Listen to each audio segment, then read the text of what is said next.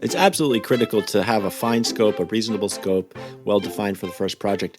But the most well-defined, sort of well-scoped project is, in another way, the biggest. Because really what we're talking about, if you're looking at what should your first opportunity be with predictive AI that you want to pursue, it should be your largest scale operation that stands to improve the most, and that even an incremental improvement provides a tremendous bottom line. You're listening to the ISF podcast for your organization's better cybersecurity. Your host, ISF CEO Steve Durbin, is an expert in leadership, business culture transformation, and cyber strategies for today's top enterprises. I'm producer Tavia Gilbert. Today, Steve is in conversation with artificial intelligence expert Eric Siegel. A former professor at Columbia University, Eric is the founder of the long-running Machine Learning Week conference series and a best-selling author. His latest book, the AI Playbook, looks at how businesses outside big tech can leverage machine learning to grow. Eric and Steve discuss the differences between generative and predictive AI, the most effective ways to implement AI into an organization's operations, and how we might expect this technology to be useful in the future. So, Eric, lovely to see you. Thanks very much indeed for joining me on the podcast today. Yeah, my pleasure. How are things? Things are good. Yeah, this is quite a time. It's there's a lot of confusion around there. The term AI. At the same time, though, predictive AI or predictive analytics, the sort of established enterprise use cases, are continuing to grow as they have been for decades. So it's an amazing time. I think there's a lot of, the advent of generative AI has kind of brought the field into a whole new level of visibility and awareness, but only awareness of its existence, not really an understanding of what it is. So there's a lot of clarifying needing to be done out there, I believe. Yeah, and hopefully we can do some of that in this particular session of the podcast, because you've been really working in this space now for quite some while. Machine learning, AI. You're at Columbia, where obviously you were on the more sort of academic side of things, but also, as you alluded to there, been working with a lot of companies around the world in terms of deploying machine learning and latterly predictive, not to say having written about it as well with a number of books that no doubt some of our listeners will have come across and will have read. So just to start off, from your standpoint, where do you think we are at in terms of maturity when it comes to the evolution of machine learning into AI, and as you mentioned there, into predictive and generative AI? Where are we on that sort of growth curve, if you like? So it's such a funny time because predictive and generative are really apples and oranges. They're both built on machine learning, which learns from data to predict. But generative isn't a reference to really something specific in terms of the technology. It's just how you're using it, which is to generate new content items. So writing a first draft in human language like English, or of code, or creating a first image or video. These endeavors typically need a human in the loop to review everything that it's generated. They're not autonomous. And the question is how autonomous could they be? Right. Could they get to the point where, you allow a customer-facing service chatbot to interact directly with that end consumer and expect them to be able to get a high-quality interaction the same as they would with the best potential human consumer agent? And I think within very controlled, specific domain areas, that will be achieved, but it's still going to take several years. The broader narrative, though, is about, is this thing going to really become human-like in its capabilities in general? And although it's so seemingly human-like, amazingly so, I'm a big skeptic about that general level of human-level capabilities and whether we're approaching it. In the meantime, predictive, where you predict who's going to click, buy, lie, or die, in order to target all the operational decisions in marketing, fraud detection, credit risk management, which satellite to investigate that might run out of battery, where to drill for oil, pretty much any large-scale existing operation. This is the kind of, quote, AI that you turn to, predictive AI, predictive analytics, where you're predicting for each individual the outcome or behavior that would help drive these decisions. That's the technology you turn to improve pretty much any of your existing largest scale operations. And that's what's been going on now for decades. Established track record. And yet still, even in that realm, only the tip of the iceberg has really been tapped. There's a lot of failed projects, and that's why I wrote this new book, the AI Playbook, because we need a organizational practice to make sure that we're sort of planning the project, not just technically, but organizationally and operationally, so that it actually gets deployed and makes a difference and actually improves operations. And in general, the awareness and understanding of it and how it can be integrated into organizations is still only improving. So to summarize, I'd say on the predictive side, there's a lot of maturity that we've gained, but we're still really quite early. In the generative side, we don't really know what it is. It's so early, and there's sort of this elephant of the room, which I think boils down to how autonomous can these things operate? And I think the public narrative, the hype wants to say we're headed towards general human level capabilities. These things are going to take over entire roles and responsibilities, take on really broad scoped human tasks. I think that that's overkill. It's a mismanagement of expectations. And the real question is, okay, well, exactly how far is it going to get and how can we deploy it other than what it does now extremely well, which is first drafts? Okay. Let's stick with predictive for a minute, and we'll come to the generative piece a little bit later. But the predictive one intrigues me because, as you say, not hugely new, been around for a little while. And yet there seems to be a lot more interest, people talking to me a lot about, the fact that they've got their predictive analytics program now that's just starting, and they're investing a lot of money in it because they want to be able to predict what people are going to do. But there are a number of different components to that, right? And as you said in your book, you take people through some of the pitfalls, some of the good practice in terms of setting up a predictive program that is going to deliver some value. And one of the things I was interested to read in there was you emphasize the need for small. What I mean by that is the quick win. Don't try and boil the ocean on day one. Let's start with just a kettle load of water because we know what we're going to get there. So talk to me a little bit about that. What does good practice look like in terms of setting up one of these predictive programs? Because people are investing a tremendous amount of money in them. It's absolutely critical to have a fine scope, a reasonable scope, well-defined for the first project. But the most well-defined, sort of well-scoped project is, in another way, the biggest. Because really what we're talking about, if you're looking at what should your first opportunity be with predictive AI that you want to pursue, it should be your largest scale operation that stands to improve the most, and that even an incremental improvement provides a tremendous bottom line. So whether that's in targeting, marketing, or fraud detection, or any of these other kinds of operations I've been mentioning, you have to start with and this is really the antidote to hype, is what's the concrete value proposition? In the case of predictive, it's defined by two things: what's predicted and what's done about it. So predict who's going to buy in order to target who gets contacted with marketing, who's going to cancel to predict who gets contacted with an incentive to be retained. That's another marketing application. Who's going to be a good debtor, pay their bills, then the decision is to approve them as a credit applicant. Who's going to file high insurance claims, then alter their pricing accordingly for an insurance policy if they're applying for a new one. So it's always that pair, what's predicted and what's done about it. That's a very clear place to start in terms of scoping it. And you want to pick the thing where there's the lowest hanging fruit, with the highest potential value gain, but that because you're applying this systematically over and over again, these decisions based on predictions, what's predicted and then what's done about it. That's the antidote to the hype. That's the clear value propositions. That's where we have track record in predictive analytics. But yes, there's so many different ways it can be applied. Start with the one and only one as a first step that promises the highest returns. And one of the things that I think people often forget is that the output value of predictive is only ever going to be as good as the integrity of the data that it's using, right? And one of the things that has always bothered me from a security standpoint is integrity of data.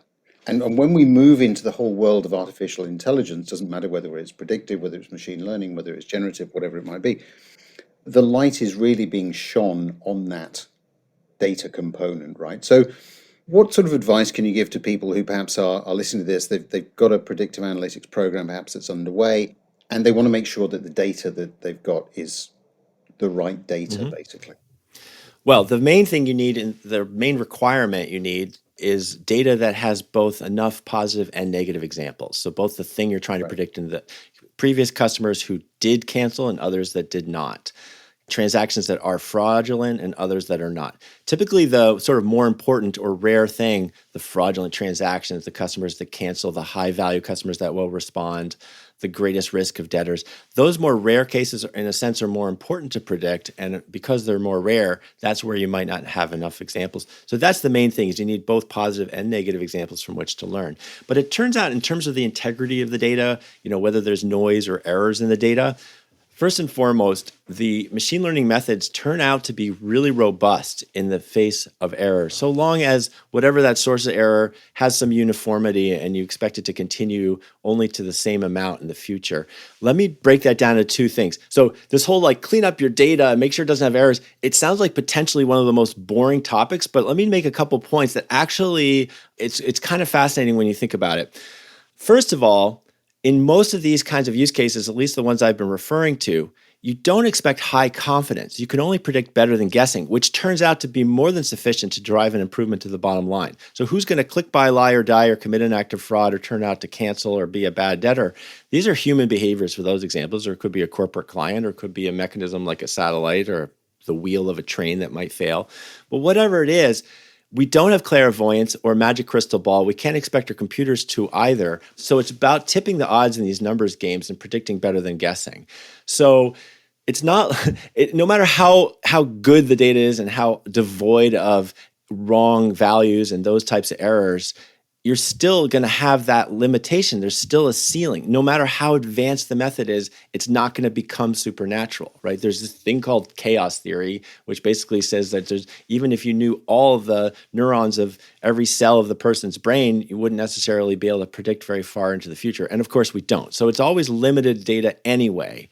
Now, there are exceptions. If you're predicting, is there a traffic light in this picture? Some of the things that humans can do, computers now with deep learning can do just as well, if not better, and very confidently say, yes, there is a traffic light or there isn't. Even when there's lots of noise, for some reason, there's smudge on the lens of the camera or whatever, just like a human can, the computer's robust to those errors.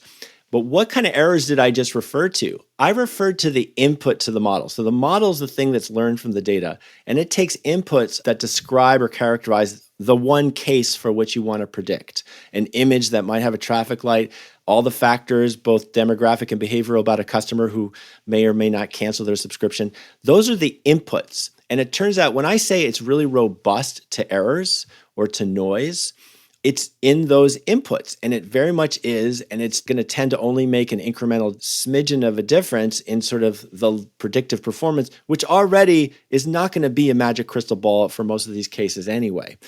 Where it does matter is in what's called the dependent variable, the labels. Mm-hmm.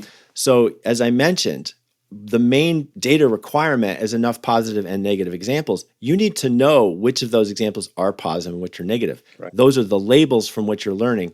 This part of machine learning is called supervised machine learning because it's the learning process is supervised by way of those labels. A bunch of examples where you already know the answer. You don't need to predict from them. They're historical or already established or human labeled, but they're cases from which to learn.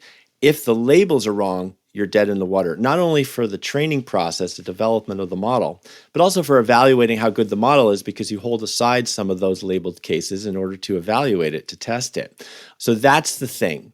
We're not going to predict like a magic crystal ball, but we're going to predict a lot better than guessing, but we're not going to have any idea of what our progress is unless we do iron out what might be any source of noise or errors in the labels. Okay. That's a good pointer for people, isn't it? Because I think very often they can get distracted by the fact that, the data has to be absolutely pristine and we've got to preserve the integrity of it completely. But good point there about the fact that the machines are sufficiently capable to take away some of that error. Let's move on now to where we were just a little while ago, which is generative. So generative AI. And you expressed a view there about how you saw that developing and evolving. If you sort of, spring forward, say 5 years, where do you think we're going to be with generative AI? What do you think the potential for it is? Well, I kind of briefly alluded earlier. I do think if you define the scope in a really finite way, so let's say this is going to be an interactive chat where you can chat the way you would with a human and use whatever arcane turns of phrase and colloquialisms and casual conversation and all the way we speak in metaphors and all that. And you want to be able to do that and expect it to have the right answer as often as your best human expert, and expect you to only tell you wrong information as infrequently as with your best human expert. Well, if it's a limited scope, let's say it's only a chat bot that's meant to help people who are out on the field fixing laundry machines. So it's a very finite scoped topic. Or let's say everything about wine, the history of wine, how wine is made, the current wines, and I don't know anything about that stuff myself, but you have some kind of a defined thing. This is my kind of hunch, is that it will get to a measured, proven level of capability where there becomes kind of consensus, hey, this is reliable. That's what I believe. But that level of reliability for an unfettered, open set of topics as your normal human would, and capabilities like your ultimate virtual assistant, for example, that sort of wide scoped, I don't see us approaching that.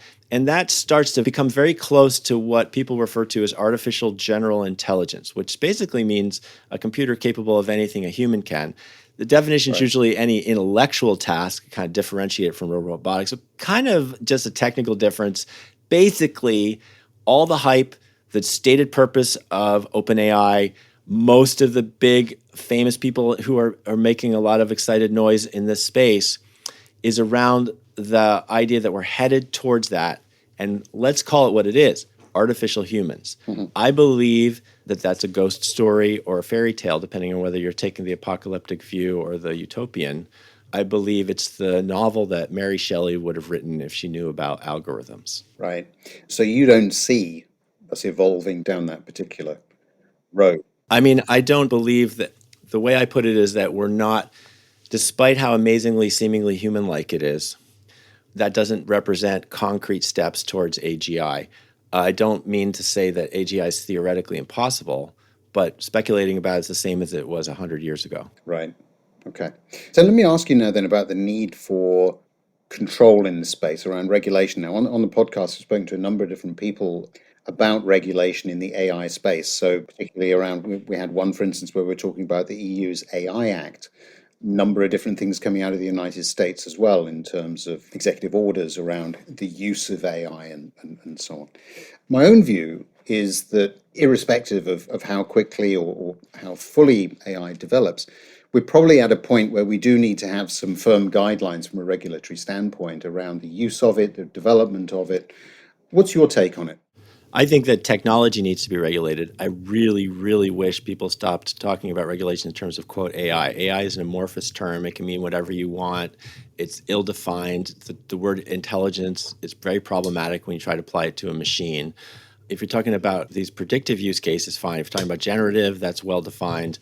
Talking about machine learning, it's well-defined. So regulation's already hard enough without muddying the waters by using this very ill-defined term, which just has an amorphous, constantly changing meaning, and it depends on the context so much, not to mention that it carries with it this impractical mythology of approaching artificial humans.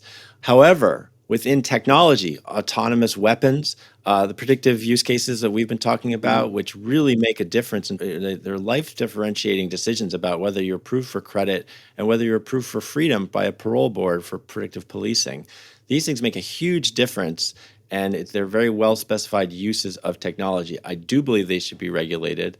I take that stuff very seriously. I've published a dozen op-eds on different kinds of discriminatory or biased predictive model behavior that we have potential for and that some actually campaign for. Those are, I put a URL that goes to them, civil rights data, civilrightsdata.com. I'll get to my dozen in the San Francisco Chronicle and the Scientific American blog, my views on those topics.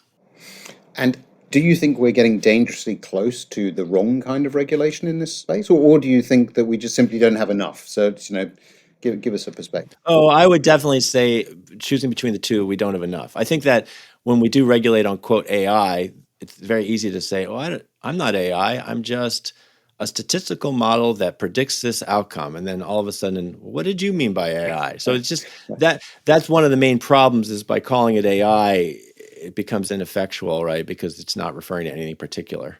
So, Eric, it's been great talking to you. That's been a really good run through, I think, of how machine learning, artificial intelligence has been evolving. Really good insights into some of the predictive elements that I'm sure people will find very useful and always interesting as well to hear people's perspectives on where it's going to go and how it might evolve. So thank you very much for sharing those, and also, of course, for providing some of that additional insight there around some of the op-eds that you've written, which I'm sure people will go and take a look at, because regulation, or the lack of it, continues to be a big talking point. So thank you very much for taking the time to just share some of those views. Yeah, my pleasure, Steve. Thanks so much for having me on the show.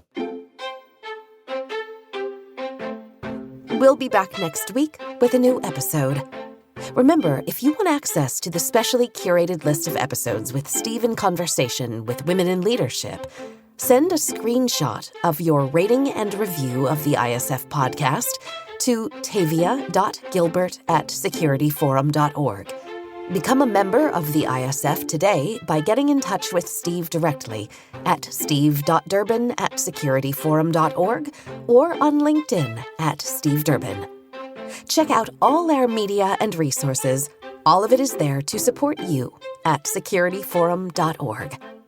Don't miss the ISF Analyst Insight podcast, sharing conversations with members about the real-world applications of ISF research. The ISF podcast is produced by Talkbox Productions and Tavia Gilbert. Thanks for listening.